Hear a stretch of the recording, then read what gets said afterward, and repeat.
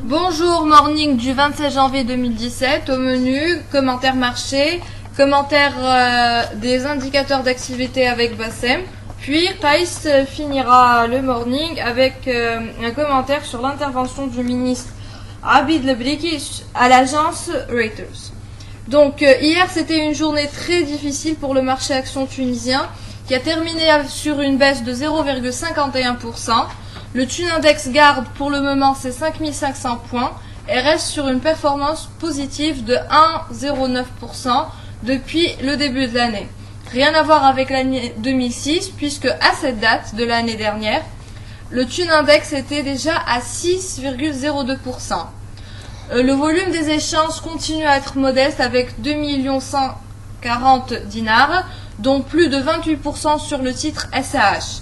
Un volume qui serait probablement lié à l'entrée et sortie d'investisseurs étrangers, puisque nous constatons des achats de 562 000 dinars et des ventes de 600 000 dinars au niveau des mouvements des étrangers. Donc la meilleure performance était Sotumag à plus 3,6%, suivi d'ATB de 2,8% et ATL à 2,4%. Et le Kimia est resté au bas du tableau avec une baisse de 4,47%. Donc je cède la parole à Bassem qui va commenter les indicateurs d'activité.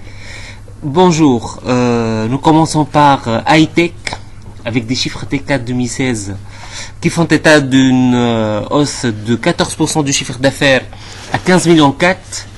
L'activité de distribution confirme sa suprématie et génère désormais 82% du chiffre d'affaires d'une société qui se présente comme étant un intégrateur technologique. L'EBITDA demeure négatif, moins 434 000 dinars. C'est une situation qui est très difficile, voire inquiétante. Nous ne couvrons pas cette valeur, mais nous conseillons de rester à l'écart. Également pour Sotemaï, un T4 2016 marqué par une baisse des ventes de 28,7% avec des dettes bancaires à 44,8 millions de dinars. Une société clairement à l'image du groupe Abdelnader. Nous passons à UADH avec des revenus consolidés en baisse de 2,4% à 93 millions de dinars pour le quatrième trimestre 2016. Sur l'année, nous sommes sur un chiffre d'affaires de 352 millions de dinars. Notre modèle table plutôt sur des revenus de 378 millions de dinars. Donc nous sommes à un écart de presque 7%. Les ventes de l'année s'élèvent à 7212 véhicules légers et 260 véhicules industriels. Le groupe n'a pas bénéficié d'un quota d'importation supplémentaire comme l'année 2015 où il avait bénéficié d'un quota supplémentaire de 1100 véhicules.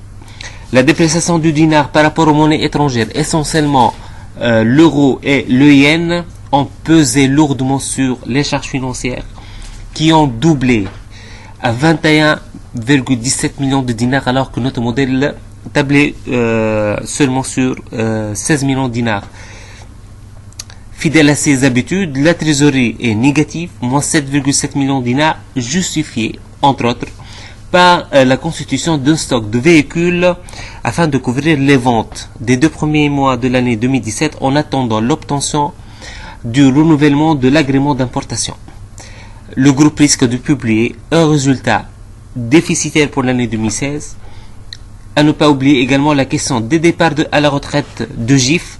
Pour le moment, nous n'arrivons pas à avoir une réponse claire du management. Je passe la parole à Qaïs qui va commenter alors l'intervention de Abid Lebriki. Merci Bassem, merci Iram. Donc on termine avec une annonce faite par le ministre le plus actif du gouvernement Ched, le plus en vue en tout cas, à savoir monsieur Abid Lebriki, qui a annoncé un plan de départ volontaire de 50 000 fonctionnaires en 2017 afin de réduire la masse salariale. C'est trop essayé, on verra si ça sera fait. Donc l'idée réside dans la proposition pour les fonctionnaires de quitter la fonction publique contre le salaire de 2 années afin de lancer un projet. De plus, il y aura des plans de départ volontaires pour les fonctionnaires qui ont encore 3 années de service.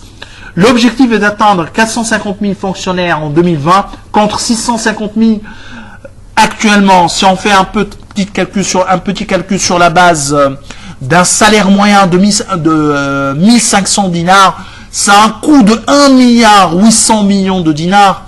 C'est environ en moyenne sur 3 ans entre 1,5 et 1,7% du budget tunisien. C'est très coûteux comme idée, mais à mon sens, s'ils peuvent faire ça, c'est une bonne initiative et c'est un bon premier pas pour finalement affamer la bête. Le ministre a signalé également que l'État compte procéder à des réformes structurelles dans plus de 100 entreprises publiques en difficulté, avec la possibilité de procéder à des licenciements.